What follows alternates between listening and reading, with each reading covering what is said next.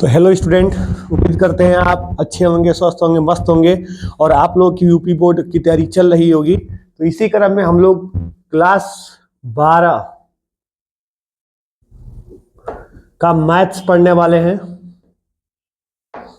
ठीक ना। और इसमें हम लोग पढ़ेंगे रैखिक अवकल समीकरण, ठीक ना, जो कि आप लोगों का 5 से 8 अंक फिक्स होता है कि एग्जाम में आएगा। ये टॉपिक वेरी वेरी इंपॉर्टेंट है, ये आपका एग्जाम में छपने वाला ही है।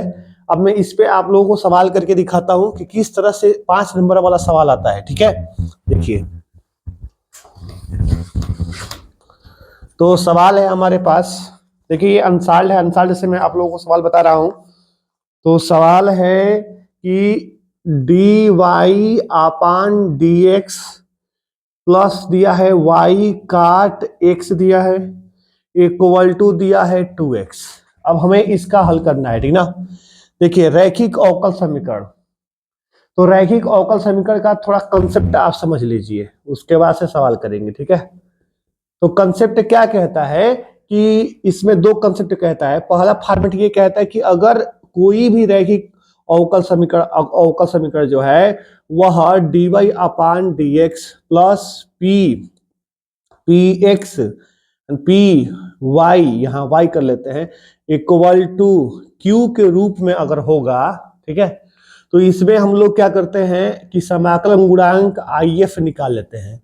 if कैसे निकालते हैं, e के पावर हो जाता है p इंटू डी एक्स, और उसके बाद से जब if निकल जाता है तो फार्मूला लगता है y गुणे if इक्वल टू if, है ना, if into q into d x plus क्या हो जाता है, c हो जाता है। देख लीजिए, ये फार्मूला हम लोगों का लगता है, ठीक ना। यहां पर ये जो सवाल है इसी फार्मूले पे होगा, राइट। तो अभी मैं इसको हल करता हूं सवाल को। अच्छा बताइए, इस सवाल को आप इससे मैच कराइए, दोनों को मैच कराइए। मैच कराने के बाद देखिए क्या है, dy अपन dx है, dy अपन dx है ना। यहाँ पे y काट x है, लेकिन यहाँ पे केवल क्या है, y का गुणांक क्या है, p है। यहाँ पे y का गुणांक क्या है, काट x है, मतलब p बराबर क्या दिख रहा है हम लोगों को, काट x दिख रहा है, ठीक ना। अच्छा, q का मान क्या हो जाएगा, तब q का मान 2x हो जाएगा, सही है ना। अब चलिए इसका if निकाला जाए। if क्या निकलेगा बताइए, तो if निकलेगा e के समाकलन हो जाएगा, e के पावर समाकलन काट x और इंटू dx। तो आप लोग जानते हो काट x का क्या होता है, हाँ very good, log sign x। तो यहां से ये log और e हट जाएगा तो केवल क्या बचेगा, यहाँ पे साइन x बच जाएगा, ठीक ना। तो if आपका साइन x आ गया। अब हम लोग इस if निकालने के बाद हम लोग ये वाला फार्मूला लगाते हैं, y गुणे if इक्वल टू, है ना, समाकलन if into q into d x plus c. चलिए इस पे रखते हैं, तो y इंटू if के जगह पर जो है लिख देंगे साइन x, ठीक ना, इक्वल टू, यहाँ पर समाकलन का चिन्ह हो जाएगा, if के जगह पे हो जाएगा साइन x और इंटू q के जगह पे 2x इंटू डी एक्स और प्लस क्या हो जाएगा, c, ठीक है। अब देखिए यहाँ पर हमें क्या लगाना है, हमें लगाना है खंडशः समाकलन, क्योंकि यहाँ पे दो फलन है ना, पहला और दूसरा दो फलन है, तो यहाँ पे खंडशः समाकलन लगाएंगे। खंडशः समाकलन कहता क्या है, आइलेट, ILATE, आइलेट में अलजेब्रा पहले होता है और ट्रिग्नोमेट्री बाद में होता है, ठीक ना। तो अलजेब्रा को हम लोग पहले लिखेंगे और ट्रिग्नोमेट्री को बाद में लिखेंगे, यानी कि y sign x equal to, यहाँ पे दो बाहर कर लेते हैं, x इंटू क्या हो जाएगा साइन x और इंटू डी एक्स प्लस क्या हो जाएगा, c हो जाएगा, सही है। देखिए, तो यहां से क्या करेंगे हम लोग कि इसमें खंडशः समाकलन लगाएंगे, तो y sign x equal to, यहाँ पे हो जाएगा 2। अब इसको x को छोड़कर साइन x का समाकलन कर लेते हैं, ठीक ना। फिर यहाँ माइनस लगाते हैं, ये दो गुणा होगा दोनों में, तो दो यहाँ लगा देते हैं, ठीक है। और ये हो जाएगा समाकलन, ब्रैकेट में पहले वाले का क्या होता है, अवकलन होता है, दूसरे वाले का क्या होता है, समाकलन होता है, बंद हो जाएगा और यहाँ dx हो जाएगा, सही है। और प्लस आपका यहाँ पे c हो जाएगा, है ना। तो मैं चूंकि नीचे अट नहीं रहा है तो थोड़ा सा ऊपर भी लिखूंगा, लेकिन यहाँ लिख लेता हूँ y sign x equal to क्या हो जाएगा, साइन x का समाकलन क्या होता है, minus cos x minus 2x, और यहाँ क्या हो जाएगा, कास x हो जाएगा, सही है। और माइनस x का 1 हो जाएगा, 2 हो जाएगा, है ना, और साइन x का minus minus plus plus cos x हो जाएगा, है कि, और यहाँ समाकलन का चिन्ह देंगे, इनटू क्या हो जाएगा, dx हो जाएगा, प्लस कर लेंगे c, ठीक है ना। एक लाइन और लिखना है, y sign x equal to minus 2x cos x, और प्लस कास का क्या होता है, sign, 2 sign x plus c, और यही हमारा क्या है, आंसर है। बोलिए सही है, देख लीजिए ये नीचे वाला, ये वाला हमारा क्या है, आंसर हो जाएगा, ये वाला। तो इस तरह से जो है, एक तो आपका ये वाला फैक्टर आ जाता है, दूसरा फैक्टर ये होता है dx अपन dy वाला होता है। चलिए मैं उसको भी बता देता हूं, वीडियो को लाइक और सब्सक्राइब करना मत भूलिएगा। और हाँ, आपको कौन सा टॉपिक पढ़ना है यूपी बोर्ड में, तो वो टॉपिक आप कमेंट बॉक्स में कमेंट कीजिए, मैं उसी टॉपिक पे वीडियो बनाकर भेजूंगा, ठीक है। तो आप फर्स्ट टॉपिक बता दीजिएगा, है ना, कौन सा पढ़ना है आपको, क्या पढ़ना है मैथ में, सारा आपको क्लास 12 का मैथ में क्रैश कोर्स की तरह तैयार करा दूंगा।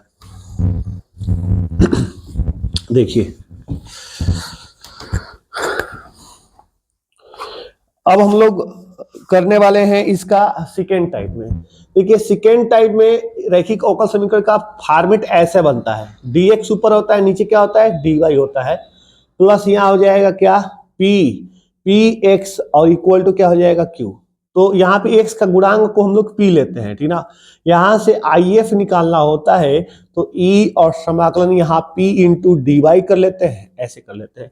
और पूरा इसका सूत्र अगर लिखना हो तो यहाँ पे y गुणे if लिखते थे ना उसके पहले वाले में, लेकिन इसमें x गुणे क्या हो जाएगा, if, x गुणे if इक्वल टू हो जाएगा समाकलन if गुणे हो जाएगा q इंटू dx नहीं बल्कि dy, और प्लस क्या हो जाएगा, c हो जाएगा। इसी फॉर्मेट पे हम लोग सवाल करने वाले हैं।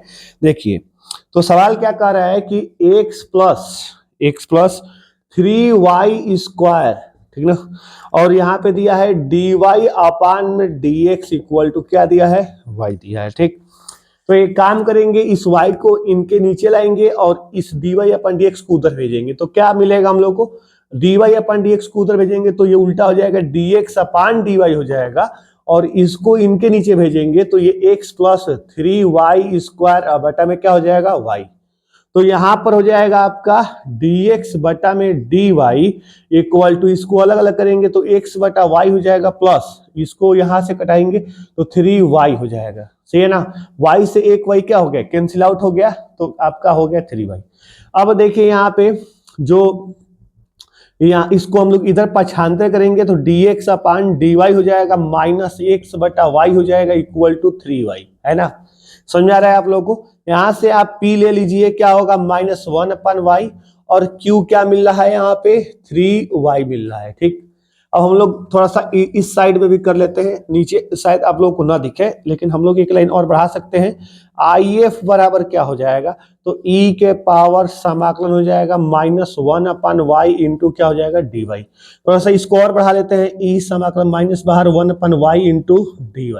1 अपन y का समाकलन क्या होता है, log y होता है, ठीक ना।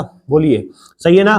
तो ये हो जाएगा आपका क्या, e माइनस log y हो जाएगा, ये माइनस का चिन्ह अंदर जाएगा तो फाइनली ये आ जाएगा e log 1 upon y. 1 upon y कैसे हुआ, माइनस का चिन्ह इसके ऊपर जाएगा तो माइनस 1 हो जाएगा। माइनस 1 होने का मतलब किसी के भी पावर अगर माइनस 1 है तो उसको हम लोग 1 अपान में लिख सकते हैं। जैसे x के पावर माइनस 1 है तो मैं इसको 1 अपान में x ऐसे लिख सकता हूं, कोई दिक्कत वाली बात नहीं है, ठीक ना। चलिए मैं यहाँ पे बताता हूँ सवाल को, ठीक है, थोड़ा सा बोर्ड इधर आ जाए।